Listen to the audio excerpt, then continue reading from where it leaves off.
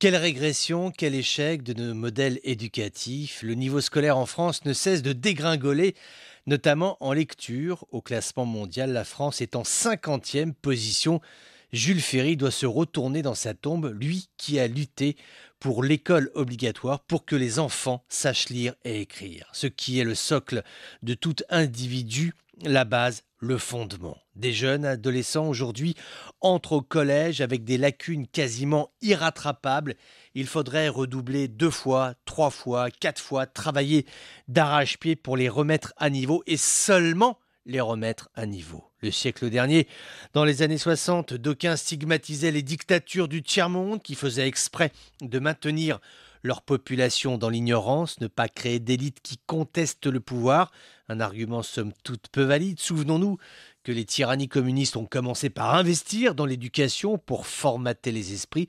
Aujourd'hui, l'éducation nationale, dans un pays comme la France, n'est plus véritablement un enjeu de société. C'est un acquis qui, à force de grèves, de manifestations et de désintérêt, perd en qualité. La situation en France est préoccupante, comme nombre de pays de l'espace euro-méditerranéen, distancés par les systèmes éducatifs asiatiques.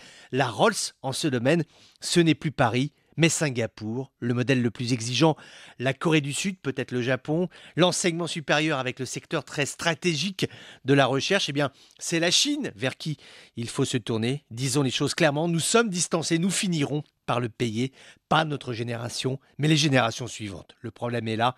Investir sur l'éducation, c'est investir sur l'avenir, là-dessus tout le monde est d'accord, mais quand vient le moment de payer l'addition, les rangs s'éclaircissent. Le budget d'une éducation nationale d'un pays comme la France s'élève à 92 milliards d'euros. La somme est colossale et ça ne fonctionne pas, ou mal, ou moyennement.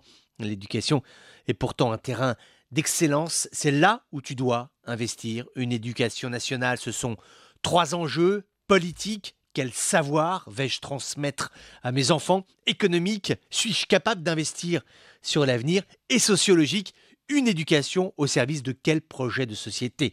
Si dans 50 ou 60 ans, la population française maîtrise la lecture et l'écriture approximativement, ce sera un vrai problème de société, un vrai problème au sens premier du terme, car un peuple qui ignore, c'est un peuple qui meurt.